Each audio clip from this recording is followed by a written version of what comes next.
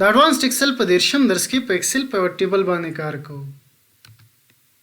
په ټیبل په ایکسل کې د کویک انالیسز یا سمری راوستلو لپاره کاریږي او د پاور ټیبل لپاره یو څو شرطونه دي چې باید په نظر کې ونیول شي. لومړنی شرط دا ده چې کالم هیډرز باید یونیک وي. که په دې کې چیرته ډوپلیکیټ ویلیوز وي پاور ټیبل به ایرر ورکوي. دوهمه ضروري خبره دا ده چې د ډیټا په مابین کې باید خالی کالم یا خالی رو نه وي موجوده. او دریمه ضروري خبره دا ده چې ډیټا باید سب ټوټل ویلیوز ونه لري. که چیرته رو یا کالم لیول سب ټوټل ویلیوز ولري پاور ټیبل به ایرر ورکوي. د پاور ټیبل لپاره یو طریقه دا ده چې دا مکمل ډیټا ورته انتخاب کړئ یا په همدې ډیټا کې یو سیل ورته انتخاب کړئ. انسرټ ټیب باندې کلیک کړئ. ګوره دلته پاور ټیبل آپشن ده. که زه په دې پاور ټیبل آپشن باندې کلیک کم ګوره دا زما مکمل ډیټا یې راته د D5 نه تر J74 پورې انتخاب کړه. خو د دغه قسم ریفرنس سره به مشکل دا وي چې که چیرته دې ډیټا ته زه نوره ډیټا ورزیاته کړم پاور ټیبل به ورسره په اتومات شکل نه اپډیټ کیږي. نو د دې لپاره چې زه دې ډیټا ته نوره ډیټا ورزیاتوم پاور ټیبل دې ورسره په اتومات شکل اپډیټ کیږي نو دا ډیټا باید لومړی په رسمي ټیبل باندې تبدیل کړم. کینسل ګوره همدغه یو سیل مې انتخاب کړی ده. په دې ټیبل باندې کلیک کوم. په ټیبل باندې مو مخکې درسونو کې په تفصیل سره کار کړو. مای ډیټا هاز هیډرز اوکې. ګوره هغه ډیټا یې راته په رسمي ټیبل باندې تبدیل کړه. دلته کولی شم چې د ډیټا ته یو نوم هم ورکړم. مثلا زه ورته چې مای ډیټا انټر. دا فارمیټس مو که نه خوښېده په دې رو باندې کلیک کړئ. کلیر ګوره واپس راته خپل فارمیټ راکړه. اوس د پاور ټیبل لپاره یا په دې سمرایز وذ پاور ټیبل آپشن باندې کلیک کړئ او یا انسرټ ټیب ته راشئ. پاور ټیبل ګوره د هغه مکمل رینج پر ځای راته صرف مای ډیټا راواخیسته. نو اوس که زه دې ټیبل ته نوره ډیټا ورزیاتوم پاور ټیبل به ورسره په خپل اپډیټ کیږي. دا به واپس کینسل کم. کینسل په ریکمنډډ پاور ټیبلز باندې که زه کلیک کم ګوره دلته راته ریډیمیډ پاور ټیبلز جوړ کړي دي. کولی شو چې د دې نه استفاده وکړو. هر یو چې تاسو ورته انتخاب کړئ. مثلا زه غواړم چې سم اپ ریونیو باید کوارټر راواخلم. ګوره همدغه به ورته انتخاب کړی د اوکې بټن باندې کلیک کوم. ګوره یو نوی شیټ یې راته جوړ کړ د شیټ 1 په نامه او هماغه سمري راته دلته راوویسته. دا به واپس ډیلیټ کړم. ډیلیټ خپل شیټ ته رالم. انسرټ ټیب ته راځم. پاور ټیبل په یوز ان ایکسټرنل ډیټا سورس آپشن باندې په وروستو درسونو کې په تفصیل سره کار کوو. که چیرې غواړئ چې دا پاور ټیبل دې راته په نوي شیټ باندې راکړي دا آپشن ورته انتخاب کړئ. او که غواړئ چې په همدې شیټ کې دې راته پاور ټیبل جوړ کړي به ورته د ایگزسټینګ ورک شیټ آپشن انتخاب کړئ. زه ورته فلحال نیو ورک شیټ انتخابوم او دا آپشن که چیرته آن وي نو همدا ډیټا به درته ډیټا ماډل ته هم لوډ کړي. په ډیټا ماډل باندې به په وروستو درسونو کې په تفصیل سره کار کوو. اوکې ګوره یو نوی شیټ یې راته کریټ کړ او په دغه قسم باندې د پاور ټیبل لپاره راته یو خالي ساحه راکړه. پاور ټیبل مکمل د دې ځینه کنټرولېږي. ګوره هغه مکمل کالم هیډرز یې راته دلته راخیستې دي. د فلټرز کالمز روز او ویلیوز په نامه یې راته 4 خالي خانې راکړې دي. د همدې خالي خانو په واسطه کولی شو چې مختلف قسمه ریپورټس جنریټ کړو. او دا سیټینګز هم کولی شي چې ورته د دې ځینه تغییر کړئ. مثلا که غواړئ چې په دې شکل دې وښي په دې شکل یې درته ښي. که غواړئ چې په دې شکل دې وښي بیا یې درته په دې شکل ښي. که په داسې شکل مو خوښېږي بیا ورته دا انتخاب کړئ. خو نارمل یا عادي دغه سټایل له زه خپله هم همدغه سټایل کاروم. مثلا زه غواړم چې د سیلز سمري راوباسم. د سیلز کالم به ورته انتخاب کړم. ویلیو ته یې راوړم. ګوره د سیلز ټوټل یا مجموعه یې راته راوویسته. اوس که زه غواړم چې دا د سیلز مجموعه دې راته د کنټیننټ په حساب سره وښي نو دا کنټیننټ زه کولی شم چې په کالمز کې راواخلم او یا یې ورته په روز کې راواخلم. ځکه بعضې کسان رو لیول ریپورټس خوښوي او بعضې کسان کالم لیول ریپورټس خوښوي. مثلا زه ورته کنټیننټ راخلم او په روز کې پرېږدم.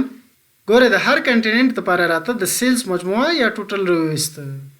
اوس که زه غواړم چې د سیلز سره دې راته د نیټ پروفیټ مجموعه هم راوباسي نیټ پروفیټ به ورته انتخاب کړم. ویلیوز ته یې راوړم. ګوره دلته یې راته د نیټ پروفیټ مجموعې هم راوویستې.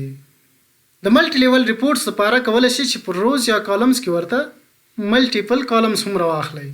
مثلا دلته ما سره کنټیننټ موجود ده. زه غواړم چې دلته ورته منت هم راواخلم. مثلا د کنټیننټ نمبر ورته منت راخلم. ګوره د هرې میاشتې لپاره راته د هر کنټیننټ د سیلز او نیټ پروفیټ مجموعه راوویسته. یا که مثلا زه دا کنټیننټ د منت نمبر کم ګوره بیا به د هر کانټیننټ لپاره د هرې میاشتې د سیلز او نیټ پروفیټ مجموعه راته راکوي. همدغه شانتې کولی شم چې کوارټر هم ورته راواخلم. مثلا دلته ورته کوارټر رااخلم. ګوره د هر کانټیننټ د هر کوارټر لپاره راته د هرې میاشتې د سیلز او نیټ پروفیټ مجموعه راوویسته. د پاور ټیبل ډیزاین ته که راشو، ګوره په دې کې لومړني آپشنز د سب ټوټل ده. که غواړئ چې دا سب ټوټلز دې راته نه ښیي، په سب ټوټلز آپشن باندې کلیک کړئ. ډو ناٹ شو سب ټوټلز. ګوره هغه سب ټوټلز یې راته مکمل لرې کړه. واپس په سب ټوټلز باندې کلیک کوم، ورته وایم چې شو آل سب ټوټلز ات ټاپ اف د ګروپ. ګوره مکمل سب ټوټلز یې راته واپس راوړه. د ګراند ټوټلز آپشن به درته د مکملو کالمونو یا مکملو روګانو مجموعې ښیي. که په دې آپشن باندې کلیک کم، آف فار روز ان کالمز که پسې کلیک کم، ګوره نه به راته د روز مجموعه ښیي او نه به راته د کالمز مجموعه ښیي. که چیرته په ګراند ټوټلز باندې کلیک کم، آن فار رو ان کالمز، ګوره دلته به راته د روز مجموعه ښیي. د ریپورټ لی آوټ آپشن په واسطه کولی شو چې د دې پاور ټیبل لی آوټ ته تغییر ورکړو. اوس ګوره دا عادي حالت کې ده. که زه په دې ریپورټ لی آوټ باندې کلیک کم، مثلا ټیبولر فارم ورته انتخاب کړم، ګوره په ټیبولر فارم کې به راته د هر هیډینګ لپاره جدا کالم راکوي. دا سب ټوټلز به واپس بند کم. سب ټوټلز ډو ناٹ شو سب ټوټلز. ګوره هغه سب ټوټلز یې راته واپس مکمل ختم کړه. او په دې خالي سیلز کې که غواړئ چې همدغه ویډیو دې راته تکراري راکړي، په ریپورټ لی آوټ باندې کلیک کړئ، ریپیټ آل آیټم لیبلز باندې کلیک کړئ. ګوره دا مکمل ویډیوز به درته په هغه خالي سیلز کې هم تکراري ښیي. د بلانک رو آپشن به درته د هرې کټګري نه وروسته یو بلانک رو انزرټ کوي. مثلا که زه په بلانک روز باندې کلیک کم، انزرټ بلک لاین، ګوره د هرې کټګري نه وروسته راته یو بلانک لاین راکړه. واپس په همدې بلانک روز باندې کلیک کوم، ریموو بلانک لاین، ګوره هغه بلانک روز یې راته واپس ریموو کړئ. دا د پاور ټیبل ډیزاینز دي. هر یو ډیزاین چې تاسو خوښیږي کولی شئ چې د دې ځینې ورته انتخاب کړئ. مثلا زه ورته دا انتخابوم. د رو هیډرز آپشن که زه واپس بند کم، ګوره دغه شیډینګ یې د منځه یوړ، واپس یې کلیک کوم، ګوره همغه شیډینګ به راته واپس راوړي. دا به ورته آف کم. همدغه رنګي د کالم هیډرز دغه شیډینګز منځه وړي. واپس یې که چیرته آن کم، همدا شیډینګ به راته واپس راکوي. د بینډډ روز آپشن به راته هره دوهمه روز شیډډ راکوي. مثلا که زه ورته د دې ځینه دغه انتخاب کړم، ګوره یو رو یې شیډډ ده او بله رو یې راته عادي رو راکړې ده. که دا آپشن زه بند کړم، دا به مکمل نارمل وي. بیا هم دا آپشن باندې کلیک کوم، ګوره یو رو یې رنګه ده او بله یې ساده رو راکړه. همدغه رنګې د بینډډ کالم آپشن به راته یو کالم شیډډ راکوي او بل به راته عادي کالم راکوي. په بینډډ کالمز باندې که زه کلیک کم، ګوره یو کالم یې شیډډ راکړه او بل کالم به راته عادي راکوي. ځکه دا ما ورته په ټیبولر ویو کې راخیستي دي. دا که زه په عادي لی آوټ کې راواخلم، دا مکمل یو کالم کېږي. ګوره په دې آپشن باندې که زه کلیک کم، شو ان کمپاکټ فارم، ګوره دا مکمل یو کالم ده. واپس په ریپورټ لی آوټ باندې کلیک کوم، شو ان ټیبولر فارم، هماغه ټیبولر فارم ته راته واپس راوړ. آپشن به واپس بند کم، انالایز ته واپس راځم. او داسې هم کولی شو چې د روز او کالمز یو کمباینډ ریپورټ جنریټ کړو. مثلا دا نیټ پروفیټ په واپس ډیلیټ کړم، دلته یې راوړم، ګوره هغه نیټ پروفیټ واپس ختم که. د روز نه ورته کنټیننټ رااخلم او کالمز ته یې راوړم، دلته به ورته کوارټر پرېږدم او د منت کالم به هم واپس ختم کړم. دلته یې راوړم، ګوره د منت کالم یې واپس ختم که. نو په رو لیول کې راته کوارټرز راکړه او په کالم لیول کې راته کنټیننټس راکړه. دا کوارټر به واپس ختم کم، کنټیننټ به ورته دلته راوړم، ګوره د کنټیننټ لیول د سیلز مجموعه راته راکړه. ګوره د سیلز دا مجموعه راته راویسته. که غواړم چې د سیلز ایوریج راوباسم، نو په دې رو باندې کلیک کوم، ویلیو فیلډ سیټینګز ته راځم. ګوره دلته کولی شم چې د سم پر ځای ورته کاونټ، ایوریج، میکس، مین، پروډکټ وغیره انتخاب کړم. مثلا زه ورته ایوریج انتخابوم. اوکې، ګوره اوس یې راته د هر کانټیننټ لپاره د سیلز ایوریج راوویسته. که غواړئ چې واپس دې راته ټوټل راوباسي، په دې کالم کې یو رایټ کلیک کوم، ویلیو فیلډ سیټینګ، دلته به ورته سم انتخاب کړم. ګوره واپس یې راته سم اف سیلز راکړه. په دې نیم کې که غواړئ چې دا سم اف واپس ډیلیټ کړئ، دا مثلا که زه ډیلیټ کړم، ګوره اوس که انټر پس کېکاږم، دا نیم نه قبلوي، ځکه دا نیم ما سره تیار دلته په ټیبل کې موجود ده. اوکې، نو داسې کولی شئ چې یا ورته په شروع کې یو سپیس ورکړئ او یا ورته په آخره کې یو سپیس ورکړئ، او یا بله طریقه دا ده چې دا نوم ورته یو څه تغییر کړئ. مثلا زه ورته وایم چې ټي سیلز انټر، ګوره اوس راته د ټي سیلز په نامه دا کالم راکړه. یا کله چې مجموعه یا ایوریج راوباسئ کولی شي چې دا نیم هم ورته هماغه ځای کې تغییر کړئ. مثلا زه په دې ایرو باندې کلیک کوم، ویلیو فیلډ سیټینګ، ګوره دلته اوس ټي سیلز ده. که زه ورته ایوریج انتخاب کړم ایوریج اف سیلز به راته راکړي. دلته زه کولی شم چې ورته وایم چې وی جي سیلز اوکې، ګوره ایوریج سیلز یې راته راکړه. واپس دلته یو رایټ کلیک کوم، ویلیو فیلډ سیټینګ، سم به ورته انتخاب کړم، ګوره مجموعه واپس راکړه. که وغواړم چې د هر یو کنټیننټ دپاره راته د فیصدي یا پرسنټیج ارقام هم راوباسي، همدغه سیلز ورته بیا راخلم او دلته پیسټ کوم. خو په دې کالم باندې یو رایټ کلیک کوم، شو ویلیو از آپشن ته راځم، مثلا پرسنټ اف کالم ټوټل ورته انتخابوم، ګوره د هر کنټیننټ دپاره راته د فیصدي ارقام هم راویستل. دا نیمز که غواړئ چې ورته تبدیل کړئ، مثلا دا نیم ورته انتخابوم، دې ته وایم چې سیلز اخره کې یو سپیس ورکوم انټر، او دا انتخابوم، دې ته وایم چې سیلز او په اخره کې یو پرسنټیج ورکوم انټر، ګوره د سیلز او سیلز پرسنټیج راته راویستل. د نمبر فارمیټینګ دپاره په دې کالم باندې یو رایټ کلیک وکړئ. که چیرته فارمیټ سیلز ورته انتخاب کړئ نو دا به سیلز فارمیټ کوي. زه غواړم چې نمبر فارمیټ راواخلم، نمبر فارمیټ باندې کلیک کوم، د ځینې مثلا ورته نمبر انتخابوم، 2 عدد اشاره دې هم ورسره وي، اوکې، ګوره دا مکمل کالم یې راته همدغه شان باندې فارمیټ کړ. که غواړم چې 1000 سپریټر هم ورته ورکړم، رایټ کلیک، نمبر فارمیټ، یوز 1000 سپریټر، اوکې، ګوره 1000 سپریټر یې هم ورته ورکړ. د فلټر آپشن د فلټرینګ دپاره پکارېږي. مثلا زه ورته د کنټیننټ په ځای دلته کوارټر راخلم، منت به هم راواخلم، ګوره کوارټر او منت مې ورته دواړه راواخیسته او کنټیننټ ورته فلټر کې راخلم. اوس ګوره دلته راته د ټولو کنټیننټس لپاره مجموعې ښیي. که چیرته زه ورته دلته افریقا انتخاب کړم، اوکې، ګوره اوس راته صرف د افریقا دپاره مجموعې راوباسي. او که چیرته ورته یوروپ انتخاب کړم، اوکې، ګوره اوس راته د یوروپ مجموعې راویستې. که چیرته اوشینیا ورته انتخاب کړم، اوکې، اوس به راته د اوشینیا مجموعې راوباسي. که غواړئ چې د څو کنټیننټس لپاره مجموعه راوباسئ، دا آپشن ورته آن کړئ. اوس ګوره اوشینیا انتخاب ده، زه غواړم چې ایشیا هم ورسره انتخاب کړم او افریقا هم ورسره انتخاب کړم، اوکې، ګوره د همدغه 3 کنټیننټس لپاره راته مجموعې راویستې.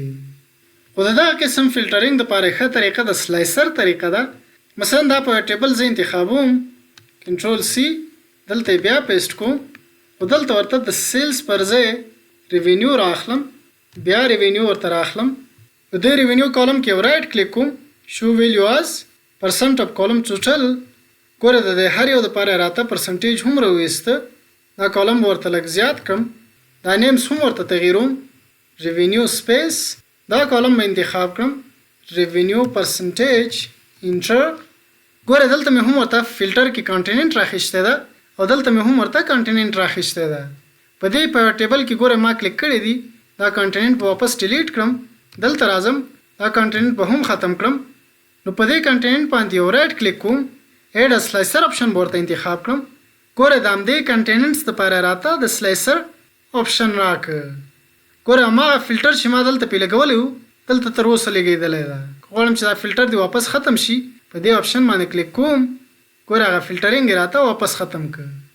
دا سلایسر که زه انتخاب کړم، ګوره آپشن باندې کلیک کوم، دلته سلایسر ته یو نوم ټایپ کولی شي. سلایسر دپاره یو څه سیټینګز یې دا کولی شي چې ورته تغییر پکې راوړئ.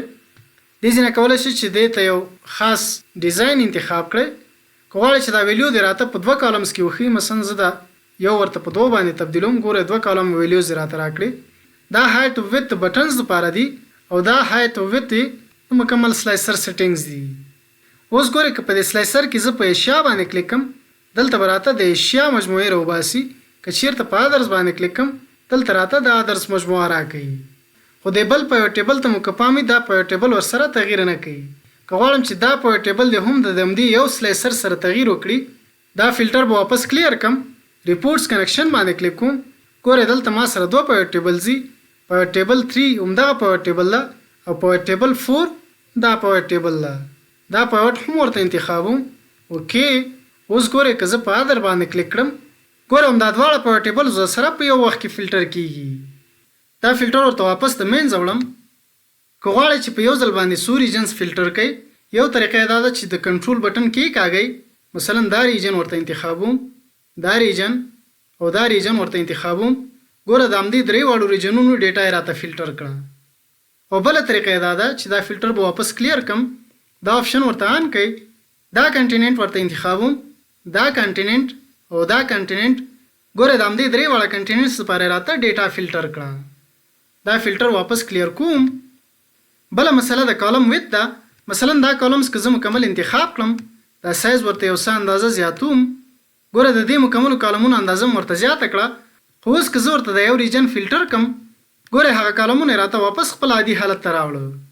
که غواړئ چې د کالمونو ویت د پاتومات شکل تغییر نه کړي، په دې پیوټ کې یو رایټ کلیک وکړئ، پیوټ ټیبل آپشنز ته راشئ، دا ټو فیټ کالم ویت ان اپډیټ آپشن ورته آف کړئ. اوکې، اوس ګوره که زه د دې کالمونو اندازه ورته زیاته کړم، دلته ګوره که په دې فلټر باندې کلیک کوم، ګوره د دې کالمونو اندازه به ورسره تغییر نه کوي. مثلا دا کنټیننټ فلټر کوم، ګوره د دې درې واړه کنټیننټس لپاره راته ډیټا فلټر کړه او د کالمونو اندازه ورسره تغییر نه کوي. دا آپشن ورته واپس آف کوم، دا فلټر به هم کلیر کم.